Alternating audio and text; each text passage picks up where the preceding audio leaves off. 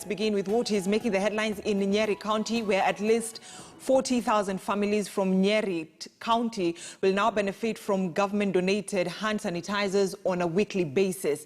This seems to have come in handy, especially at a time when a big number of people previously staying indoors are moving out of their homes to earn a living, thus need sanitizers. Ibrahim Karanja is at the County Commissioner's office, where the sanitizers from Kenya Pipeline are being received, and now joins us live. Ibrahim Karanja, good morning. Well, good morning, Brenda. First of all, thank you for noticing me, because my mask today is rather big. I'm told that people cannot recognize who I am. But anyway, it is a fact that people have moved out of their homes, going out to look for, or at least to earn a living back in towns, given the stalemate that the country has been over the past couple of weeks due to COVID-19. And this moving out of people brings a major need, not only for frequent hand washing, but also for hand sanitizers, which by now every Kenyan as well knows about. And this is why the government, through the Kenya Pipeline Corporation, has seen it fit to distribute on a weekly basis, Brenda, hand sanitizers to 40,000 families on a weekly basis. That means that if your hand sanitizer runs out, then you won't have to incur the cost of getting more sanitizers, because they will be from the Kenya Pipeline Corporation. And I am with the County Commissioner of Nyeri County, Mr. Loiford Kivara, who has received the hand sanitizers, and we want to speak about the method of distribution. I'm told it will be focused on the informal areas of Nyeri County, and perhaps other stuff that are currently being used to ensure that much as people have gone out to earn a living, they are still staying safe. Thank you so much, Bona Commissioner, for speaking to us on KTN News. 2,000 litres of hand sanitizers received this week, 40,000 families targeted every week. What is your make out of this? Thank you so much. My name is Loiford Kivara, the County Commissioner Nyeri, and I'm here to receive 2,000 litres from Kenya Pipeline that have been brought in, and the Deputy Governor has been in this in terms of getting them to us and the Governor.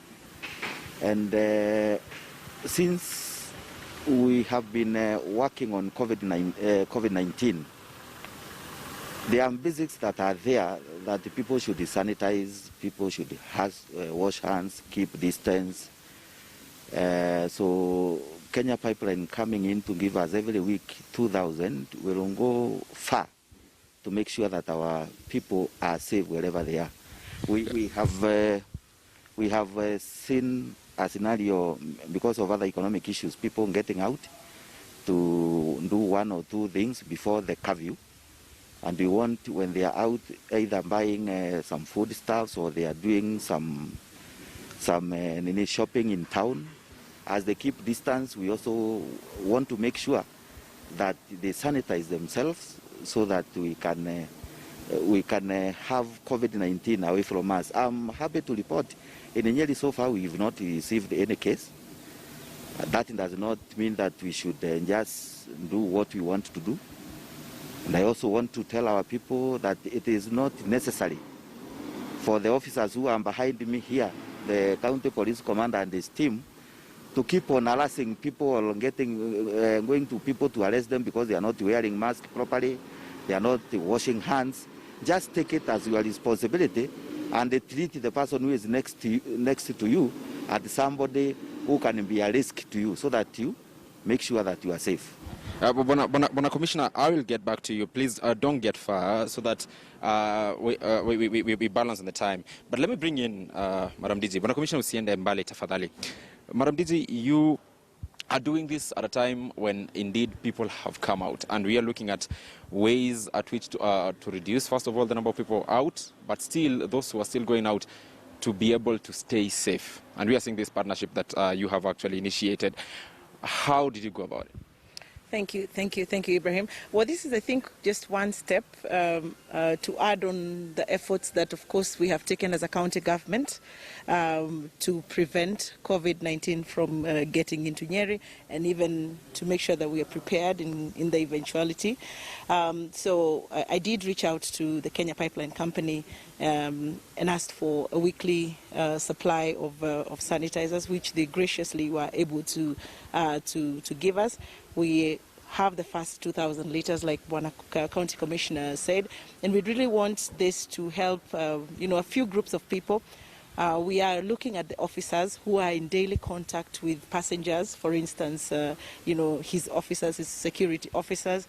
We are looking at slum areas as well, places where there is density of people, and we are also looking at the general community. So we will go through it step by step. But I think it is one step. This is sanitizer. The use of sanitizers is one step, and we are going about it and also sensitizing the community that the use of sanitizer doesn't have to be a day-to-day use. You can actually wash your hands, but when you're traveling, when you're going to the markets, like Bona Commissioner said, then you can carry a small pack of sanitizer in your pocket. We will also be establishing permanent hand washing stations so that the culture of hand washing is entrenched, so that even after COVID-19, we hope that our population will have embraced the culture of hygiene and the culture of washing hands, and we hope that this is the one good takeout we will have with COVID-19. We will come to you in the question of how the lobbying for sanitizers from Kenya Pipeline was happening, because we have seen actually a number of leaders saying that they are not able to get. But, Bona Commissioner, let's talk about the method of distribution. We are talking about at a time when also in the slum areas we have noticed that aside from people who are now moving into town, in the slum areas, use of masks is not really adhered to and such stuff. What method of distribution do we want, or are we looking at using for the hand sanitizers and also face masks? Thank you very much.